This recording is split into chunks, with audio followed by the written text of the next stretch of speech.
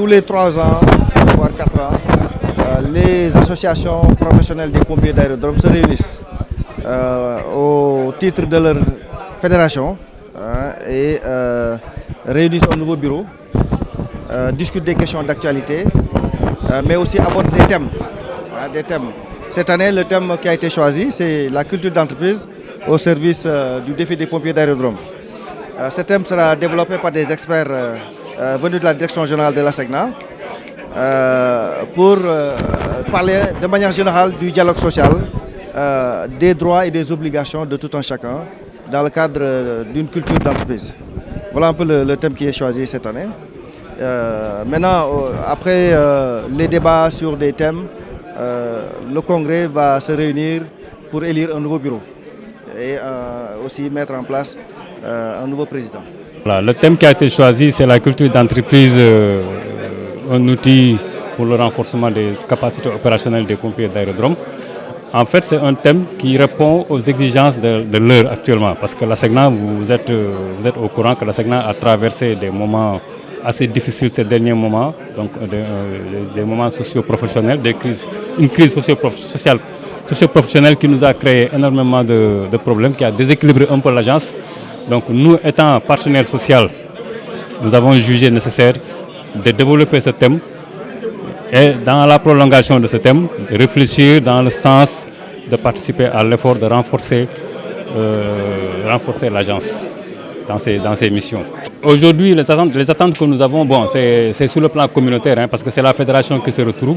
Donc nous allons réfléchir ensemble, on va poser les véritables problèmes auxquels nous sommes confrontés, nous allons les analyser et faire des recommandations à la direction générale. Des recommandations fortes dans le sens, si c'est un problème d'équipement, on va recommander le renforcement des équipements. Si c'est un problème de formation, on va renforcer. Si c'est un problème de procédure aussi, parce que quelquefois, il faut réaménager les procédures. Et tout ça, il faut que ça soit harmonisé pour qu'on fasse la même chose à Moroni, à Ouaga, à Dakar, à Abidjan, un peu partout. Un pompier d'aérodrome, c'est un homme d'élite. Le pompier, c'est les corps d'élite. D'abord, il faut que le pompier soit fit, c'est-à-dire en termes de capacité physique, mentale. D'abord, ensuite, le professionnalisme arrive. C'est pour ça que quand on est dans la phase de recrutement, on d'abord fait ce qu'on appelle des visites médicales très avancées. Le pompier, avant d'accéder à la formation, doit faire ce qu'on appelle une visite médicale de type CIGICOP. CIGICOP, c'est un sigle qui représente presque toutes les parties du corps humain. Et chaque partie du corps humain, on a affecté un coefficient minimal qu'il doit accéder pour pouvoir prétendre occuper un poste. Alors, s'il n'a pas accédé à ça, même s'il est le meilleur des meilleurs, on ne peut pas le prendre. Ça, d'abord, c'est un. Il faut qu'il ait des capacités aérobiques et anaérobiques lui permettant de travailler dans des conditions difficiles, parce que le sauvetage dans les avions, ce n'est pas le sauvetage dans les maisons, ce n'est pas le sauvetage ailleurs.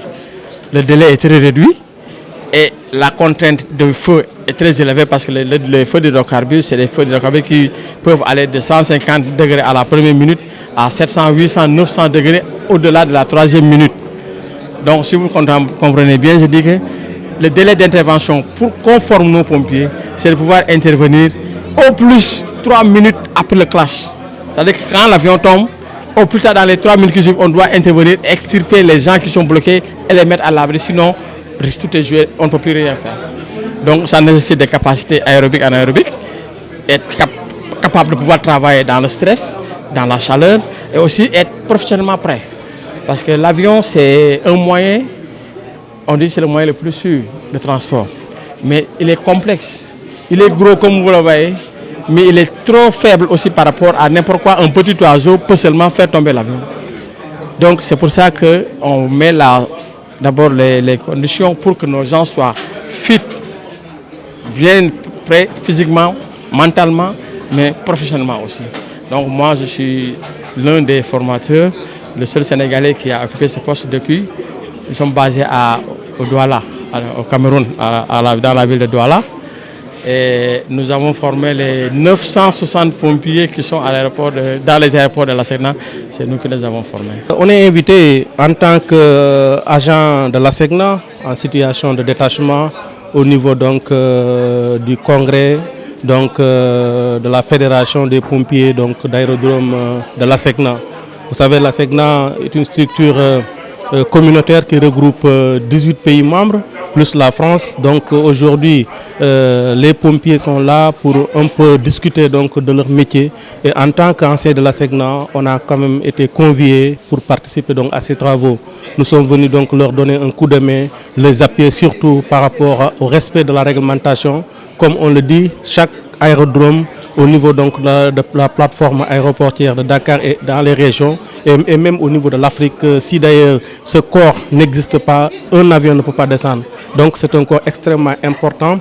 Si aujourd'hui, comme j'ai donné un exemple, les pompiers c'est en fait l'un des piliers ou bien l'un des pieds de la SECNA. Donc il faudrait déjà qu'on maintienne en bon état ce corps et aujourd'hui ils sont là pour réfléchir par rapport à leur corps de métier mais surtout par rapport à leur avenir.